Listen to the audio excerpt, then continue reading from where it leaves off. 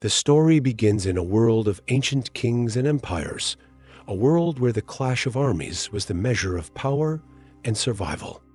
It was a time when the mighty Assyrian Empire stood at the pinnacle of human strength, feared by all nations for its ruthless conquests and unstoppable military campaigns. Against this backdrop of iron and blood, a much smaller kingdom, the Kingdom of Judah, found itself on the brink of total destruction.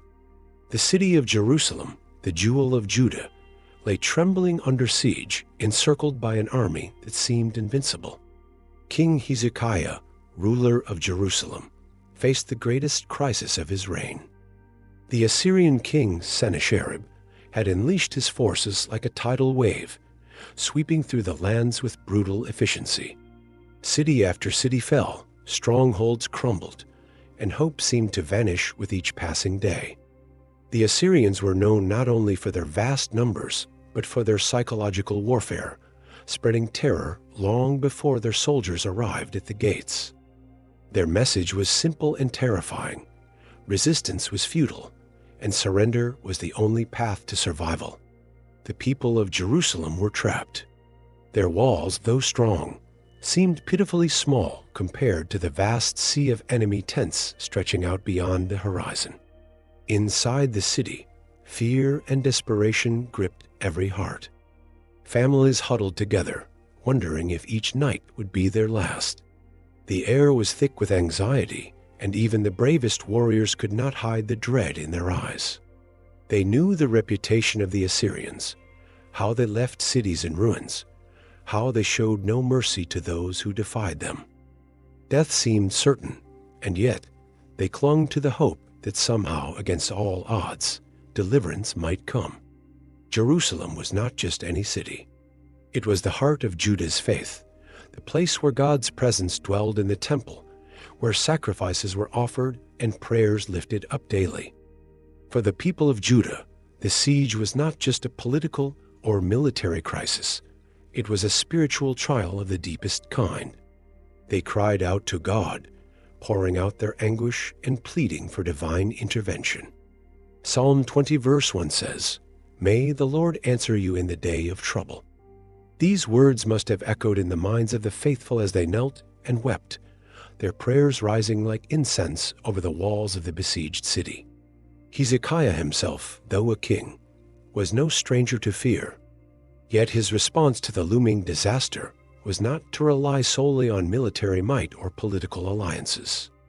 Instead, he turned his face to the Lord, seeking wisdom and strength beyond human means.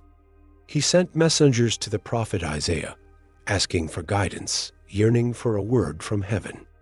The entire city waited in suspense, caught between the crushing reality of their circumstances and the flickering hope that their God was still listening. The power of the Assyrian Empire seemed absolute.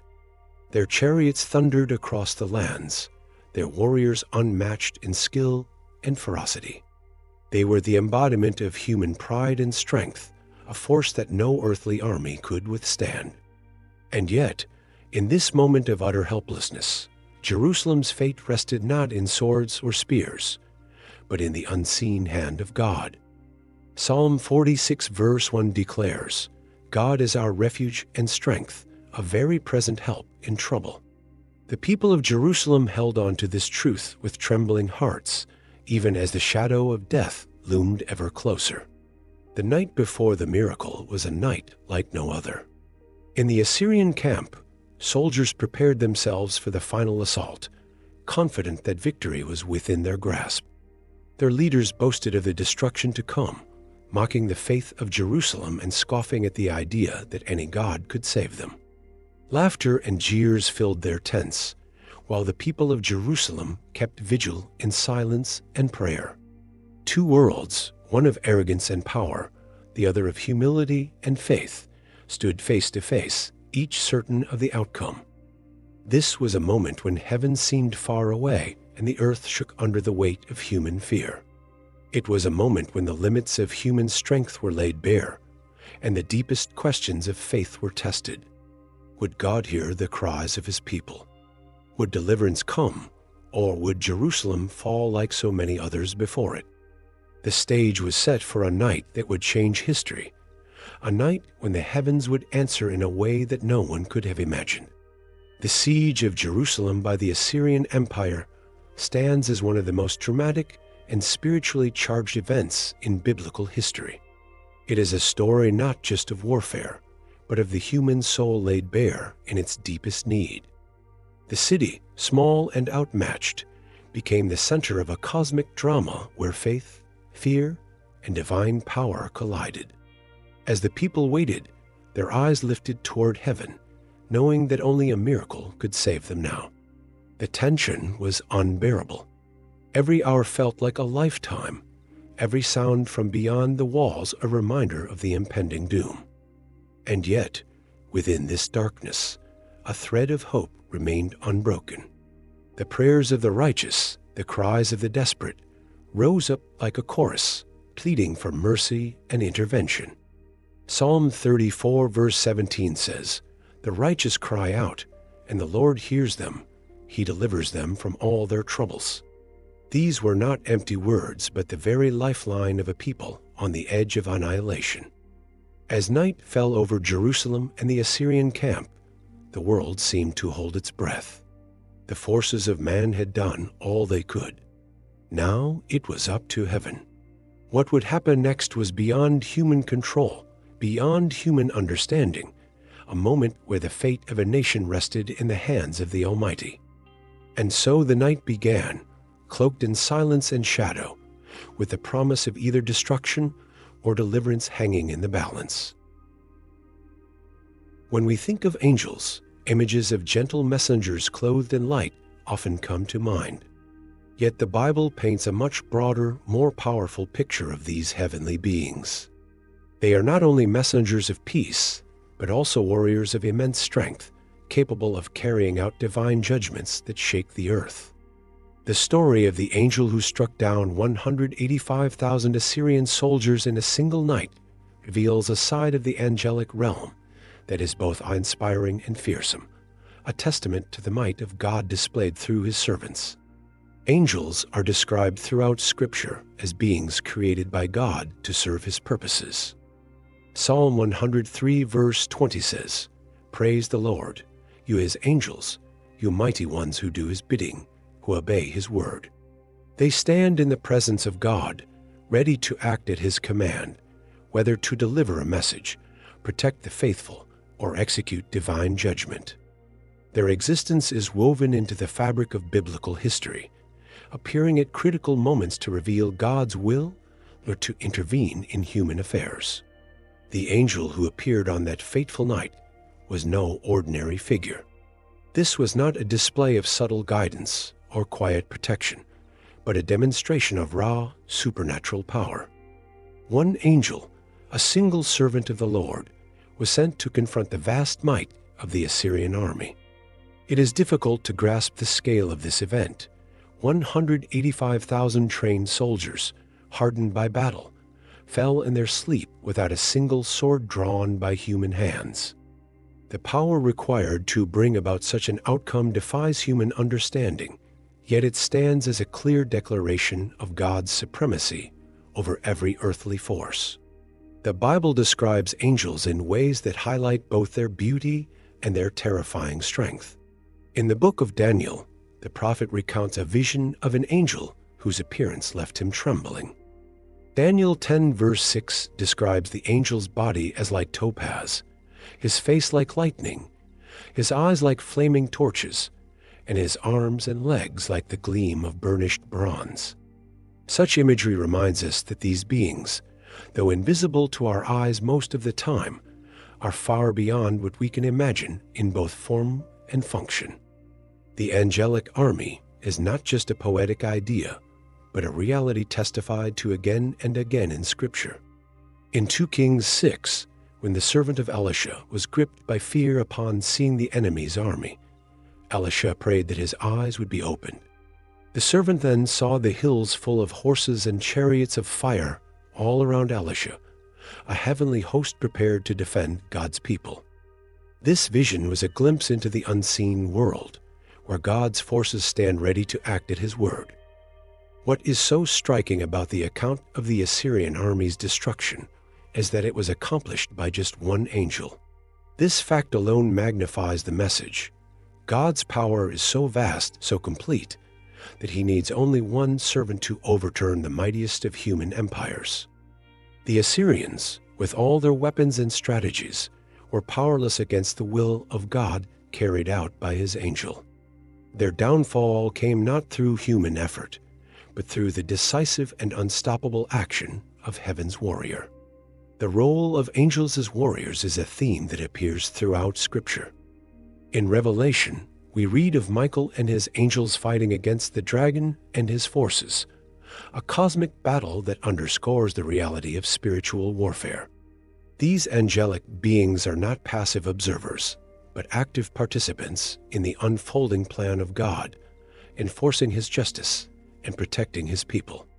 Psalm 91 verse 11 assures us, "For he will command his angels concerning you to guard you in all your ways." While many experience their ministry in quiet, unseen ways, there are moments, such as the night of the Assyrian army's destruction, when their power is revealed in undeniable, world-changing acts. The account of this angel's mission calls us to reflect on the true nature of God's power. It reminds us that no matter how insurmountable the obstacles may seem, no matter how overwhelming the enemy, God's resources are infinite, and his ability to deliver is beyond our comprehension. Angels are not independent agents acting on their own, but are instruments of God's will, perfectly obedient and perfectly capable of carrying out whatever task he assigns to them. For the people of Jerusalem, the victory was not just a military triumph, but a profound demonstration of God's faithfulness. Their enemies had mocked their trust in God, questioning his ability to save. Yet in one night, through the hand of a single angel, God answered those taunts with a display of power that silenced every doubt. The bodies of the Assyrian soldiers lay as a stark witness to the reality that the God of Israel is no mere tribal deity, but the Lord of hosts, sovereign over all the earth. This event also speaks to us today, urging us to lift our eyes beyond the visible and to trust in the unseen forces that God commands. When we face trials that seem impossible, when we are surrounded by enemies or weighed down by fear, we can remember that the same God who sent his angel to deliver Jerusalem still reigns. His angels still serve him, and his power is undiminished. In moments of darkness and uncertainty, we are invited to take comfort in the knowledge that heaven's warriors stand ready. Their presence may be hidden from our sight, but their power is real, and their mission is clear: to carry out the will of God and to guard his people according to his purposes. The story of the angel who wiped out 185,000 soldiers is not just an ancient tale, but a living reminder of the might and mercy of the God we serve. A God who commands the hosts of heaven and who acts decisively for those who put their trust in him. In times of great crisis, the character of a leader is tested more severely than at any other moment. For King Hezekiah, the siege of Jerusalem was not merely a test of political skill or military strategy. It was a defining moment of spiritual leadership. Faced with overwhelming odds, Hezekiah's response shines as a beacon of faith and humility, setting him apart from many rulers before and after him. His story is a powerful lesson in what it means to lead with trust in God when every earthly hope seems lost. Hezekiah inherited a kingdom weakened by years of spiritual neglect and political instability. Yet from the beginning of his reign, he showed a deep commitment to restoring true worship and obedience to God. He tore down the high places where idols were worshipped, cleansed the temple, and reestablished the sacred rituals that had fallen into decay. His heart was set on honoring the Lord, and his reforms brought a measure of revival to Judah. But none of his earlier successes compared to the challenge that arose when the mighty Assyrian Empire set its sights on Jerusalem. Sennacherib, king of Assyria, was a man driven by pride and power. His victories were many, and his confidence was absolute. As his armies approached Jerusalem, he sent messages filled with scorn, mocking both Hezekiah and the God he trusted. Hezekiah was taunted relentlessly. In 2 Kings 18 verse 29, the Assyrian messengers declared, "This is what the king says, do not let Hezekiah deceive you. He cannot deliver you from my hand."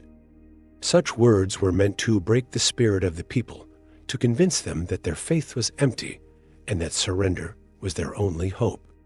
In the face of this, Hezekiah did not crumble. He did not lash out in anger, nor did he retreat into despair. Instead, he turned to the one place where true strength is found, the presence of God. When the threatening letter from Sennacherib was delivered, Hezekiah took it straight to the temple. He spread it out before the Lord and prayed, a simple act, but one filled with profound significance. His prayer, recorded in 2 Kings 19, reveals the depth of his faith. "Lord, the God of Israel, enthroned between the cherubim. You alone are God over all the kingdoms of the earth. You have made heaven and earth. Give ear, Lord, and hear.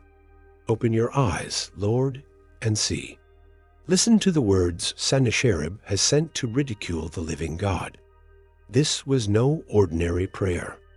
It was the cry of a man who knew his own limitations and who placed his entire trust in the limitless power of God.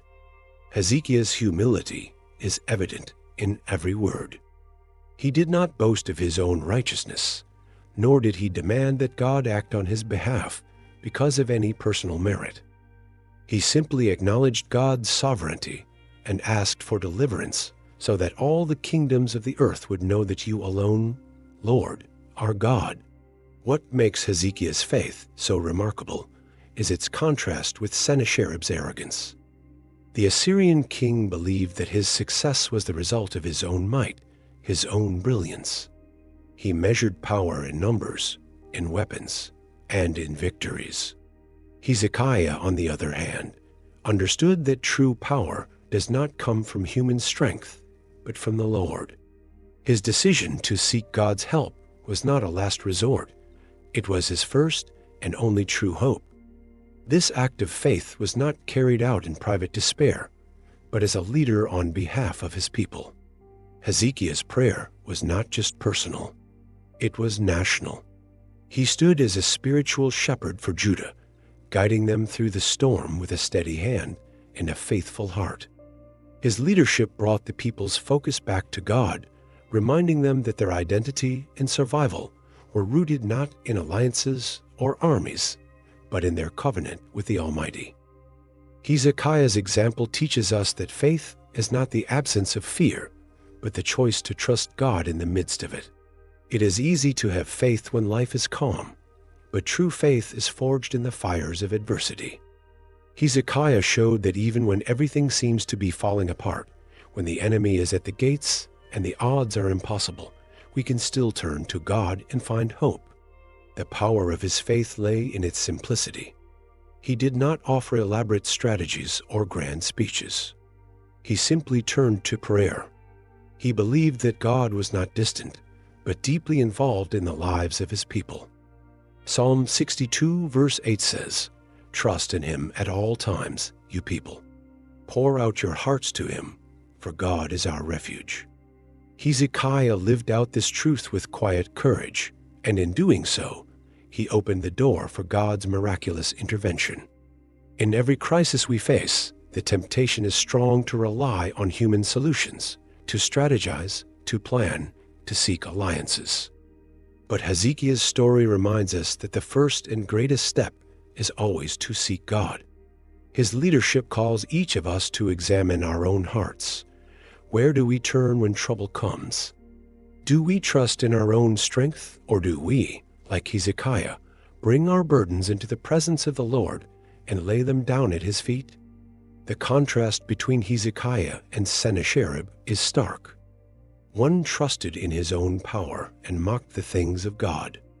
The other humbled himself before the Lord and placed his faith entirely in him. History shows the outcome of these two paths. one leads to ruin, the other to salvation. The story of Hezekiah is more than an ancient tale. It is a living lesson in the power of faith, a call to every generation to remember where true strength is found. The might of the Assyrian Empire was unmatched in its time. Its armies swept across the ancient Near East with a ferocity that left cities in ruins and kingdoms trembling. Under the rule of Sennacherib, Assyria reached the height of its power, and with that power came an arrogance that seemed to know no limits. Sennacherib's military campaigns were not just exercises in conquest, they were displays of absolute dominance, and the king made sure that the world knew it. Historical records, such as the annals inscribed on the walls of Sennacherib's palace in Nineveh, boast of his triumphs in vivid detail. He spoke of the nations he subdued, the fortresses he tore down, and the treasures he claimed as his own. His inscriptions are filled with phrases that reveal the depth of his pride. One of his most famous boasts, recorded on the Taylor Prism, describes how he shut up Hezekiah like a bird in a cage, flaunting his power over Jerusalem even though he never conquered it. This reveals not just his military ambition, but a deeper desire to be seen as unstoppable, a ruler who could defy any challenge and crush any resistance. But Sennacherib's arrogance went far beyond political bragging. He did not merely mock human enemies, he dared to blaspheme the living God. His messengers, speaking on his behalf, declared that no god of any nation had been able to stand against Assyria, and that the God of Israel would be no different. In 2 Kings 18 verse 33, his envoys asked the people of Jerusalem, "Has the God of any nation ever delivered his land from the hand of the king of Assyria?" They listed the names of other gods and kingdoms that had fallen, equating the God of Israel with powerless idols made by human hands. This was not just an insult to Judah. It was a direct challenge to God himself. Sennacherib's pride blinded him to a crucial truth. The God of Israel was not like the gods of the nations. He was not a statue or an invention of human imagination. He was the creator of heaven and earth, the one who holds all nations in his hand. Yet Sennacherib, consumed by his own sense of invincibility, could not see this. His defiance set the stage for a confrontation that would reveal the limits of human power when it stands against the Almighty. The Bible is clear about the danger of pride. Proverbs 16 verse 18 warns, "Pride goes before destruction, a haughty spirit before a fall." Sennacherib's story is a living embodiment of this truth. His confidence in his own strength and his contempt for God led him down a path of inevitable ruin. Though he may have stood at the pinnacle of earthly power, he was about to discover that no king, no matter how mighty, can stand against the will of God. What is particularly striking about Sennacherib's attitude is how it mirrors the pattern of human pride throughout history. Time and again, empires rise, fueled by ambition and self-glorification. Leaders convince themselves that they are untouchable, that their power is unshakable. They mock those who stand in their way, including the faithful who put their trust in God. But history, like Scripture, teaches a sobering lesson. When pride challenges God, the fall is swift and sure. Sennacherib's blasphemy did more than insult the people of Judah. It tested the very nature of God's covenant and faithfulness. His words were a direct assault on the idea that the God of Israel was sovereign and able to save. In his arrogance, he set himself up as a rival to the divine, proclaiming that no power could resist his might. But as Psalm 2 verse 4 declares, "The one enthroned in heaven laughs. The Lord scoffs at them." Sennacherib's challenge was met not with fear, but with divine derision, because no human ruler, no matter how powerful, can alter the plans of God. The downfall of Assyria was not immediate, but it was inevitable.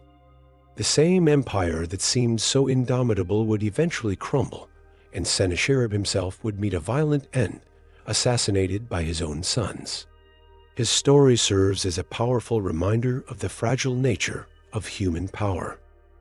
What seems unstoppable today can be swept away tomorrow when it stands in opposition to God's purposes. For viewers today, the pride of Assyria and the downfall of Sennacherib are more than historical curiosities. They are living lessons that speak to the heart of human nature. We are reminded that pride is not limited to ancient kings. It lurks in every human heart. Whenever we place our confidence in our own abilities, our own resources, or our own wisdom, we walk a dangerous path. And when pride blinds us to the reality of God's sovereignty, we risk the same kind of downfall that befell Sennacherib. The biblical principle remains true. God opposes the proud, but gives grace to the humble. Sennacherib's story and the fate of Assyria are stark examples of this principle in action.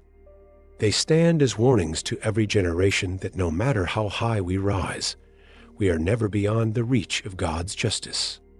And for those who humble themselves, who acknowledge their need and seek God's mercy, there is always grace and deliverance.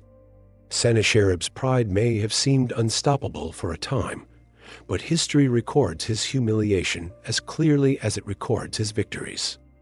His name is remembered not just for his conquests, but for his ultimate defeat, a defeat that was sealed the moment he chose to lift his voice against the living God. Amid the overwhelming threat that loomed over Jerusalem, it was not the sharpened swords or fortified walls that became the turning point of the siege.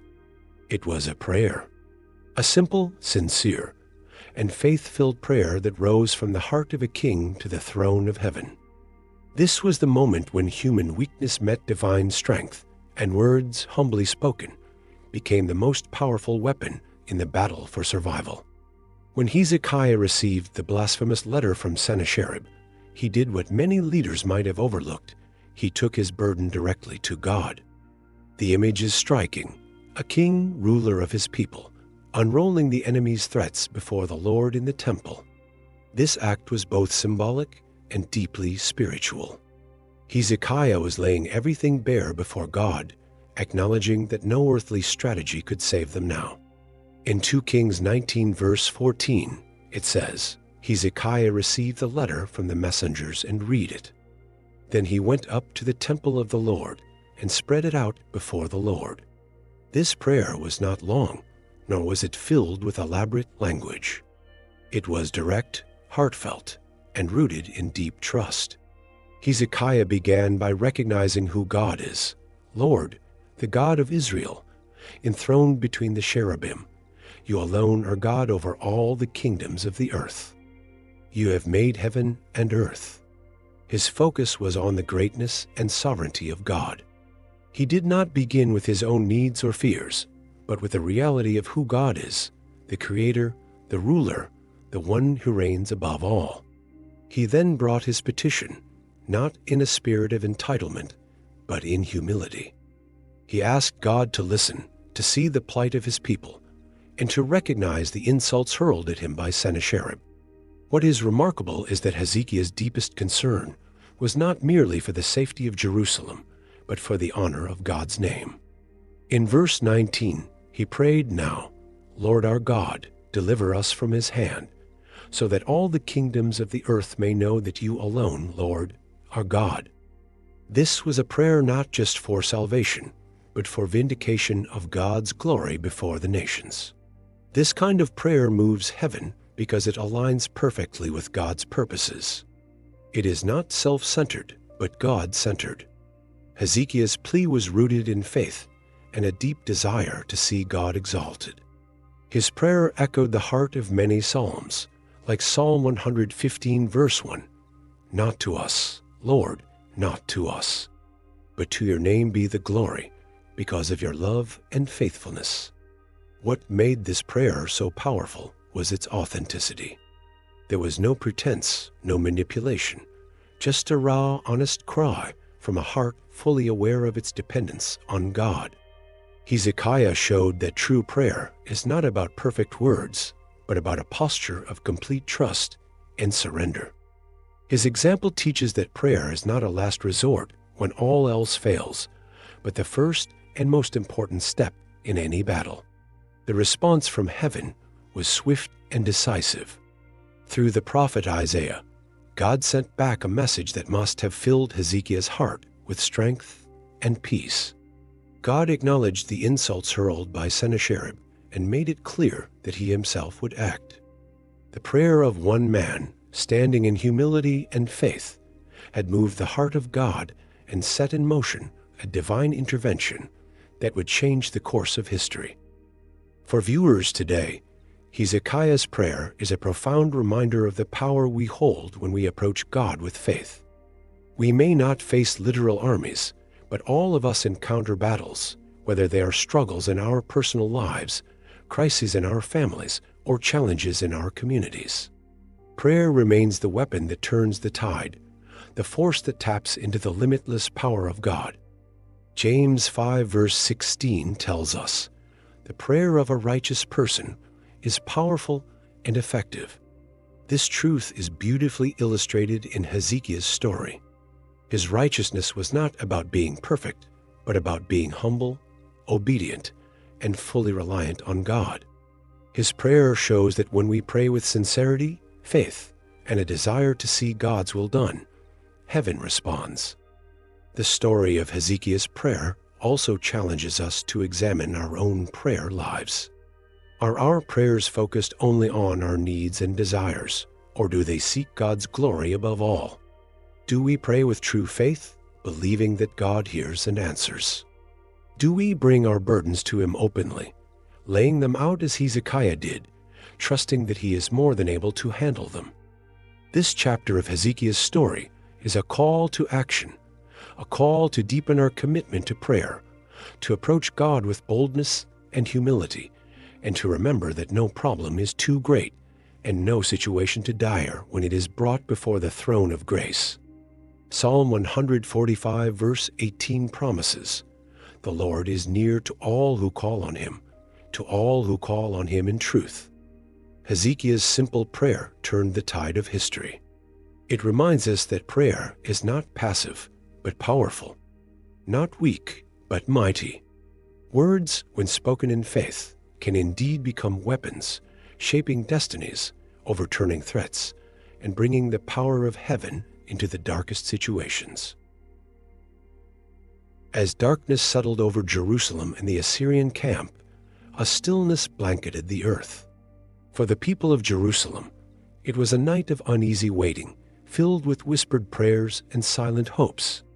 Beyond the city walls, the Assyrian army, swollen with pride and numbers, settled in for the night, their victory all but assured in their minds. Yet, unknown to them, this night was to become one of the most devastating in human history, a night when heaven's judgment would fall with quiet, unstoppable force. The Bible describes the event with stunning brevity, yet its impact is almost beyond imagination. In 2 Kings 19 verse 35, it is written, "That night the angel of the Lord went out and put to death 185,000 in the Assyrian camp. When the people got up the next morning, they were all the dead bodies." With no clash of swords, no roar of battle, and no human effort, an entire army was dismantled by the hand of one angel. The sheer scale of this act defies human understanding. Overnight, the mightiest military force of the time was reduced to silence and stillness. One can almost picture the scene as dawn broke. The first rays of sunlight crept over the horizon, illuminating the vast camp that had once buzzed with life. Now there was nothing but stillness. Tents, once filled with laughter, boasts, and the clang of weapons, stood eerily quiet. Soldiers who had boasted of their invincibility lay lifeless where they had fallen asleep. The Assyrian banners fluttered in the morning breeze, symbols of a power that had been shattered in the span of a single night. For the survivors, the sight must have been incomprehensible. Those who awoke to find themselves untouched, surrounded by the dead, were left to grapple with the terror and confusion of what had transpired. There had been no warning, no visible enemy, no battle cry, only the undeniable reality that something beyond human explanation had swept through their camp and brought death with it. What had seemed like a routine night had become a night of divine reckoning. The silence of the slaughter is what makes it even more haunting. Human warfare is often accompanied by noise, shouts, clashes, cries. But here, there was none of that. God's judgment descended not with the chaos of human conflict, but with a chilling, supernatural quiet. The angel of the Lord moved invisibly, carrying out the will of God with perfect precision and irresistible power. Psalm 76 verse 6 captures the essence of this event. At your rebuke, God of Jacob, both horse and chariot lie still. This night stands as a powerful reminder of God's sovereignty over the nations. The Assyrians, confident in their strength and dismissive of the God of Israel, discovered in the most devastating way that no human power can stand against the will of the Almighty. Their downfall was not orchestrated by clever tactics or superior weaponry, but by the direct intervention of heaven. It was a moment that declared for all time that God is not a distant observer of human affairs. He is actively involved, bringing justice in his perfect timing. Yet even in this act of judgment, there is a balance of justice and mercy. The people of Jerusalem who had humbled themselves and cried out to God were spared. Their faith and obedience became the shield that protected them from the fate that befell their enemies. God's mercy was not extended because of their military strength or political alliances, but because they turned to him in their hour of need. Psalm 34 verse 7 affirms this truth. The angel of the Lord encamps around those who fear him, and he delivers them. The story of that night also serves as a sobering reminder of the seriousness of defying God. The Assyrians had mocked, blasphemed, and elevated themselves against the Lord. Their pride and arrogance led them to believe that no force, divine or human, could stand in their way. But as their lifeless bodies lay scattered across the plains, the world saw the true cost of challenging the sovereignty of God. This was not mere vengeance. It was divine justice, swift, decisive, and undeniable. For those who witnessed the aftermath, the lessons were clear. God is not to be mocked. His patience, though great, has limits, and his power is beyond human comprehension. Nations and empires may rise, boasting of their strength, but when they lift themselves against God, they set themselves on a path toward inevitable ruin. Isaiah 40 verse 23 speaks of this reality. He brings princes to naught and reduces the rulers of this world to nothing. In the quiet that followed the slaughter, Jerusalem stood untouched, a testament to the power of prayer and the faithfulness of God. The people who had once trembled with fear now stood in awe of what the Lord had done. Their city, so close to destruction, had been miraculously saved, not by human effort, but by divine intervention. The fields beyond their walls, littered with the bodies of their enemies, bore witness to the might of the God they served. This night, etched into history, remains a vivid illustration of God's ultimate authority. It reminds us that while his mercy is abundant and his love enduring, his justice is real and his power absolute. No enemy is too great, no threat too overwhelming when God decides to act. And when he moves, it is often in ways that defy human logic, leaving no doubt that the victory belongs to him alone. The silent slaughter of 185,000 soldiers was more than a military victory. It was a divine proclamation. It declared to all nations then and now that God is sovereign, that his word is final, and that those who trust in him will never be forsaken. As the sun rose over the hills of Jerusalem, its golden light revealed a scene no one could have imagined the day before. Where once the vast and fearsome Assyrian army had camped in strength and confidence, there now lay only silence and ruin. The people of Jerusalem, who had waited through a night heavy with dread, awoke to find their enemy utterly defeated. No swords had clashed, no warriors had marched out from the city's gates, yet victory had been won, complete and absolute. Word quickly spread throughout the city. Families, elders, soldiers, and priests gathered on the walls and towers, looking out at the lifeless sea of tents and fallen soldiers. The same Assyrian banners that had once struck fear into every heart now seemed pitiful, flapping weakly over a field of death.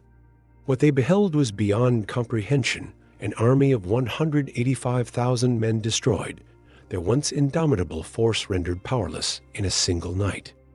The Assyrian survivors, few in number and broken in spirit, wasted no time in fleeing. The mighty army that had come to crush Jerusalem now limped away in defeat, their pride shattered, their power decimated. Sennacherib himself, humiliated and stripped of his glory, returned to Nineveh, his empire's capital, in disgrace. Though he had once boasted of his unstoppable might, he now carried back with him the bitter taste of divine judgment and the undeniable mark of failure. Jerusalem, by contrast, stood unharmed, a beacon of God's faithfulness and power. What had seemed impossible just days earlier, a small city holding out against the greatest military force of the time, had become a reality through divine intervention. The people's joy and relief were overwhelming. Tears of fear were replaced by tears of gratitude and awe. Songs of lament turned into songs of praise as the city lifted its voice in thanksgiving to the God who had delivered them. The spiritual impact of this victory was profound. The people of Judah, who had cried out in desperation, saw with their own eyes the faithfulness of the Lord. Their faith was not built on theory or tradition alone. It was now anchored in personal experience. The God they worshipped was no distant figure, but a present and active defender, a refuge in their time of need. Psalm 124 verse 2 captures the heart of their testimony. If the Lord had not been on our side when people attacked us, they would have swallowed us alive. The aftermath of this event rippled far beyond Jerusalem's walls. News of the Assyrian defeat spread rapidly through the surrounding nations. Kings and kingdoms who had once trembled at the mention of Assyria now looked on in astonishment, recognizing that the God of Israel had done what no human army could achieve. Fear and respect for the Lord swept across the ancient world, altering political dynamics and reminding rulers everywhere that earthly power has limits when it stands against the will of heaven. This victory also had lasting effects on Judah's own sense of identity and purpose. No longer just a small kingdom overshadowed by greater empires, Judah became a living testimony to God's sovereignty. The miraculous deliverance reinforced their calling as a people set apart, a nation under God's special care and guidance. Their survival against all odds was a sign that their covenant with God was alive and active, and that their destiny was secure in His hands. In the days and weeks that followed, the city of Jerusalem experienced a renewal of faith and devotion. The temple, where Hezekiah had laid out his prayer, became a place of joyful worship and heartfelt praise. Sacrifices of thanksgiving were offered, and the people recommitted themselves to walking in obedience to the Lord who had saved them. Peace, fragile and precious, settled over the land, a peace that was not born of political treaties or human effort, but of divine intervention. For Hezekiah, the victory was both a personal and national triumph. His leadership had been vindicated, his faith rewarded, and his humility honored. He continued to lead Judah with a renewed sense of purpose, ever mindful of the lessons learned through the siege. Hezekiah's reign, once overshadowed by the threat of destruction, now stood as a testament to what is possible when a leader and his people place their full trust in God. The story of Jerusalem's deliverance offers timeless lessons for every generation. It reminds us that no matter how overwhelming the odds, no matter how fierce the enemy, God's power remains supreme. It teaches that true security is not found in human strength or strategy, but in the faithful and unwavering trust in the Lord. Psalm 46 verse 10 echoes this enduring truth. Be still, and know that I am God. I will be exalted among the nations. I will be exalted in the earth. Victory, when it comes from God, brings not only relief from danger, but also a deeper sense of peace and purpose. It strengthens faith, deepens gratitude, and inspires renewed commitment to live according to God's ways. The peace that followed the destruction of the Assyrian army was a gift of grace, a tangible expression of God's care for his people. It was a season of rest and revival, a time when the people of Jerusalem could look back and say with certainty, "The Lord has done this." The far-reaching impact of this divine intervention serves as a powerful reminder that God's acts of deliverance are never limited to one moment or one group of people. They ripple outward, influencing nations, shaping history, and inspiring faith across generations. What happened in Jerusalem was not just a victory for one city. It was a declaration to the entire world that God's power knows no bounds and that his hand is mighty to save. As Jerusalem basked in the peace that followed, the people knew that their survival was not their own doing. Their victory was a gift, a miracle, a sign that the God of Israel was still on his throne, reigning over the affairs of nations and the hearts of his people. And so the city, once trembling on the edge of destruction, stood firm, a beacon of hope and a testament to the unmatched power of divine deliverance.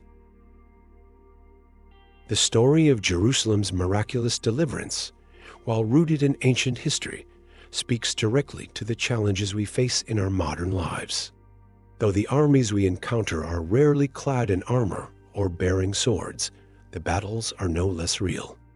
Fear, uncertainty, loss, and overwhelming obstacles can feel like siege engines at the gates of our hearts and minds.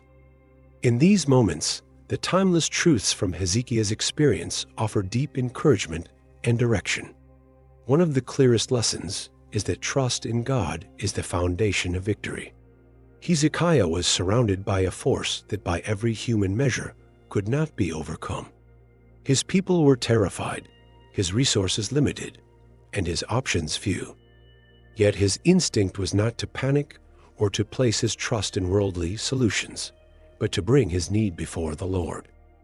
This teaches us that faith is not about ignoring reality, but about seeing reality through the lens of God's power and promises. Psalm 56 verse 3 reminds us, "When I am afraid, I put my trust in you." We too face moments that seem impossible. A medical diagnosis that has no cure, financial crises with no clear way out, relational struggles that feel beyond repair. These are the sieges of our own lives. The temptation is to scramble for quick fixes or to sink into despair. But Hezekiah's story shows that our first and greatest act must be to turn to God, acknowledging both our need and his sovereignty. Another vital lesson is the importance of prayer that is honest and rooted in faith. Hezekiah's prayer was powerful, not because it was eloquent, but because it was genuine. He laid out the enemy's threats before God, acknowledging both the danger and the deeper reality that God's honor was at stake.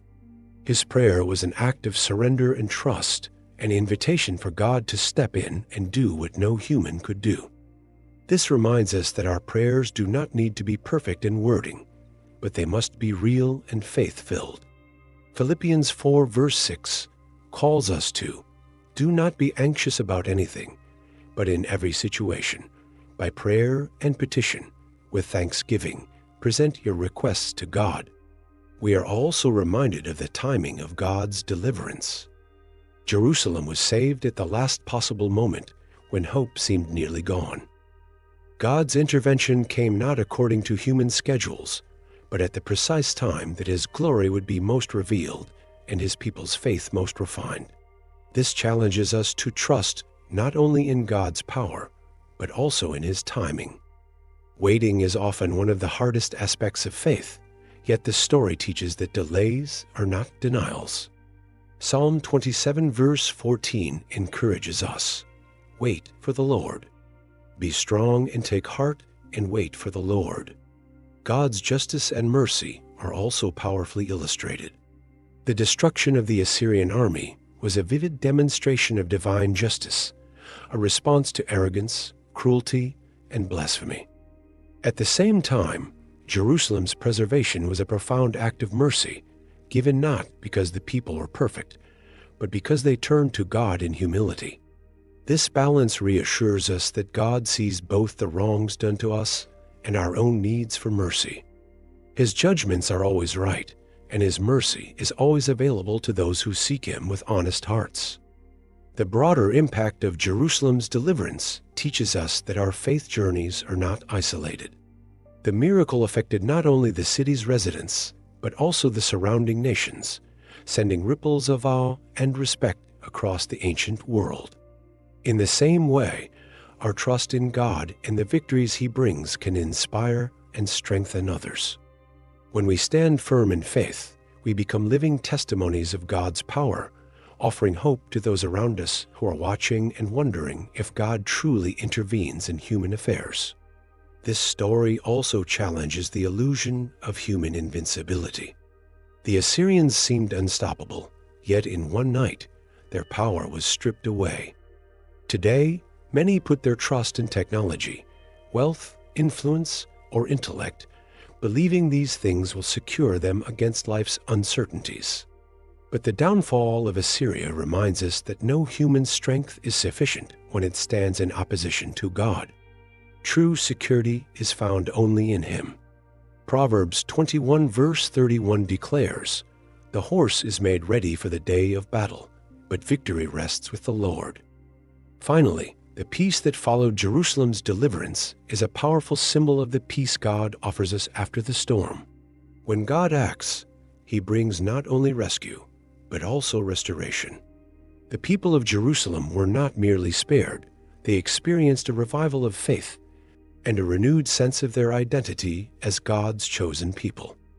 In our own lives, divine victories often lead to seasons of peace and growth, times when we are called to deepen our walk with God and to live out our faith with renewed passion and purpose. In a world that often feels chaotic and uncertain, the story of Hezekiah and Jerusalem remains a beacon of hope.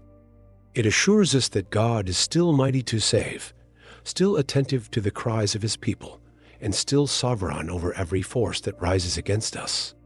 When we face what seems impossible, we can look back at His faithfulness, confident that the God who delivered Jerusalem is the same God who watches over us today. Let this story stir our hearts to deeper trust, bolder prayer, and unwavering hope. May we, like Hezekiah and his people, come to know the peace and victory that come only when we place our lives fully in the hands of the Almighty. If this video has encouraged you or offered you new insight, I invite you to subscribe to the channel so you never miss new content that uplifts and strengthens your faith. Please take a moment to like this video. It really helps us reach more people with these powerful messages. I would love to hear your thoughts, reflections, or personal stories related to trusting God in difficult times, so be sure to leave a comment below. And if you know someone who could be blessed by hearing this message, share this video with your friends and loved ones. Thank you for being part of this community of faith. Stay strong, keep trusting, and remember that God is always with you.